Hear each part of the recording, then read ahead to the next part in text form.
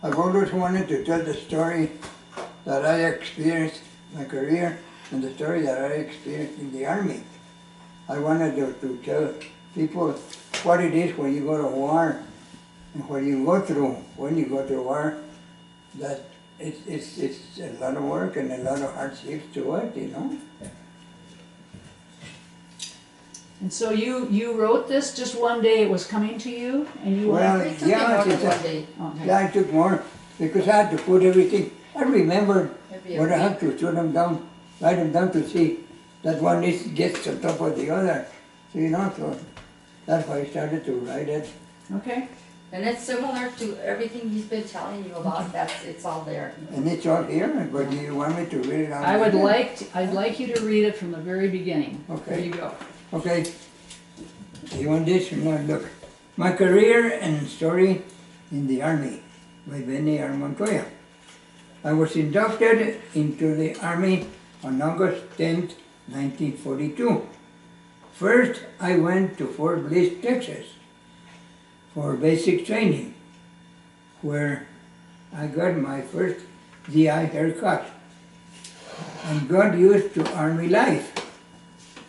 We started training in Texas and also in areas of New Mexico, my home state, period.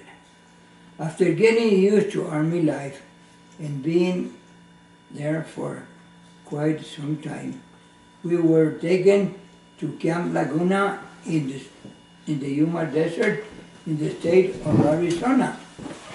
There we had training for 8 months, living in tents, and it was harder than hell.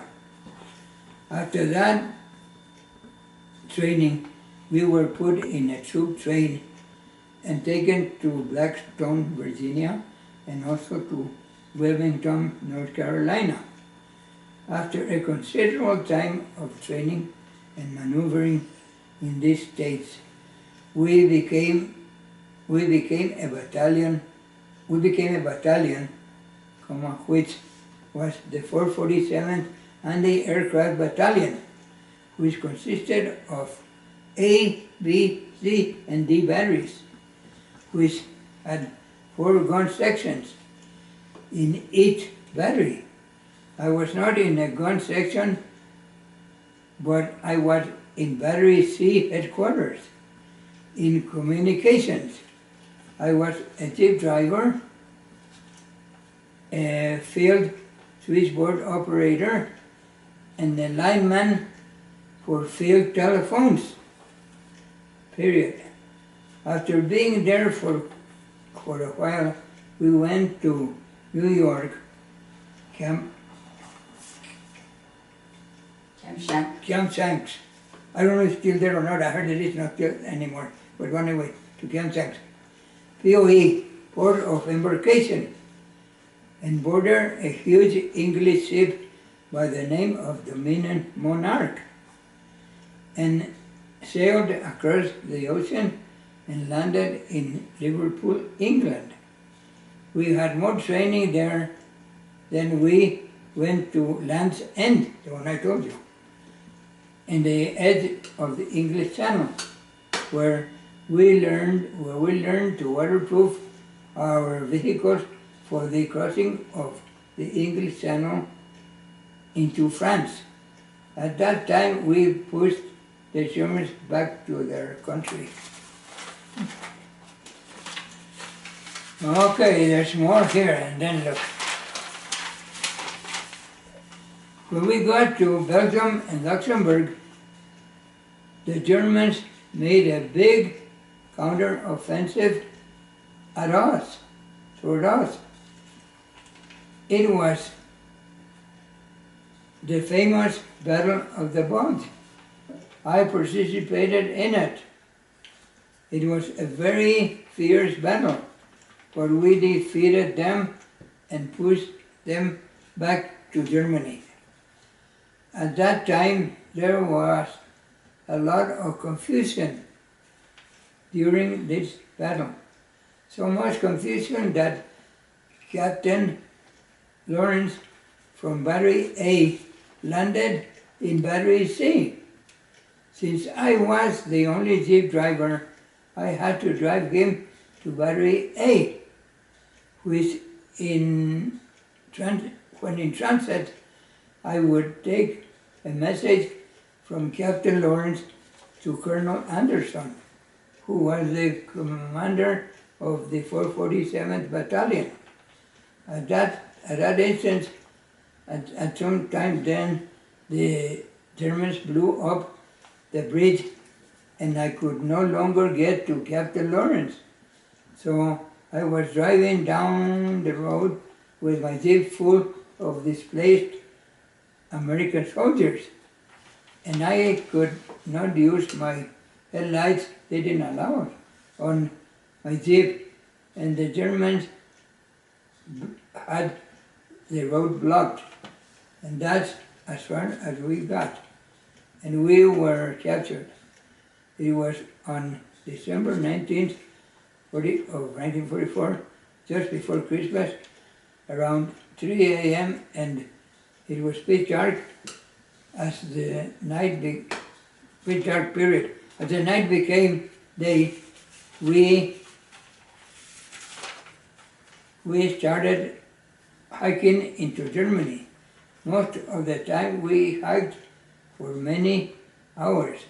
After that we were taken for a brief period in a German railroad boxcar.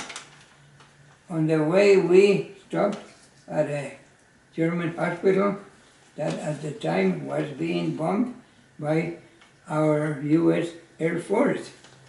And that is where I was hurt. We continued hiking until we reached our destination, which was a small town in Germany where we were taken to a Stalag. That's what they call their places over there, where we resided. In this small town, there was a cemetery, a chapel. Our job was to dig graves with a pick and shovel for dead civilians and dead German soldiers. What I remember most about being captured is how hard they made me work, how they made me work. I really wasn't mistreated as long as I did what I was told. One more. So what I told you is the truth. I'm not lying. Oh. It's the truth. So There's one more. Step up. Oh, it's the back. oh yeah, yeah. I didn't get that last sentence. Okay. This is the one now. As long as I was told. Okay. And then I can look. The worst thing I remembered about being a prisoner was malnutrition and anxiety and frostbite on parts of my body. Also, it was hard not being able to communicate with my family or anybody or anyone, and wishing for things I couldn't have.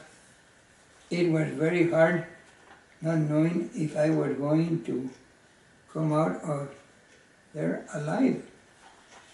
After all that I went through, I was finally liberated on April of 45.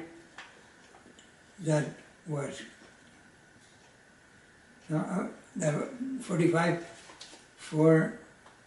1945. I flew to Caen, France, and boarded an American ship that was called the George Washington. And I landed in Santa Barbara, California, which was the rehabilitation center for POWs. There I was discharged with an honorable discharge, a good conduct medal, a rifle medal, a service stripe, and 5 battle stars. I had 5 battle stars. That is what's called ETO, Europe